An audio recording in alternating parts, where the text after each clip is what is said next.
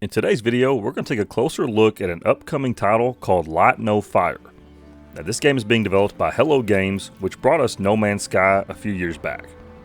Now, I first want to mention that I know how wonky No Man's Sky was when it was initially released. It had a lot of issues, it didn't provide what was promised to us, and was really just an overall mess.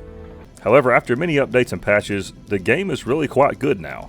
Now, I know a lot of people talk about the repetitive nature of the planets and how the environments all look alike, which I completely understand, but the crafting and simulator and exploring parts of the game is really outstanding in my opinion, and I feel the dev team really tried to fix and improve on the original release. Now, there have been many games in the past that have had a lot of hype and missed the mark, but at least Hello Games didn't give up on the game and actually made it quite enjoyable. Now, with that out of the way, let's look a little more at Light No Fire. Now, here we go again with major hype, as the dev team says Light No Fire will be an open world experience like none other, with a procedurally generated multiplayer Earth built at scale with our own planet. Now, that's pretty damn ambitious. Now, Games Radar summed up the game by saying this game will have the survival aspects of Valheim with the exploration and discovery of No Man's Sky.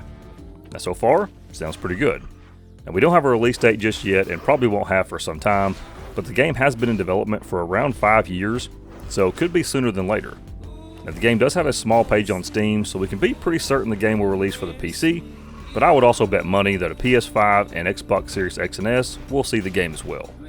Now, as I mentioned above, the setting of the game will take place on a multiplayer Earth that is built to scale in a fantasy environment. Now, we're talking oceans as deep and mountains as tall or taller, and pretty much everything in between. The dev team says there will literally be millions of square miles of space that we can explore, discover, and build upon with our friends.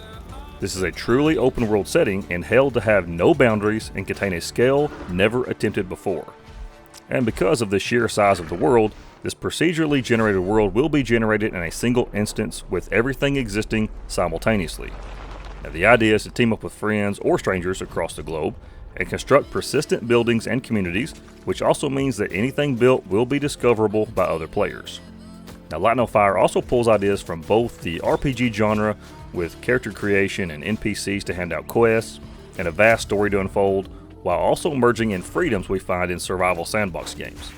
Now, this game will offer exploration, survival, and crafting concepts, while also featuring a full story and combat ranging from swords and bows and everything in between. And we will be able to fly wild beasts over the landscapes and plunge into the deepest of seas. And the development team also says we'll be able to leave our mark on the world pretty much however we wish. Now, although this game may be reaching for the moon, I'm intrigued enough to follow it and see how it all plays out. So be looking for more information on Light No Fire, as this game is promising a lot, and I for one look forward to learning more.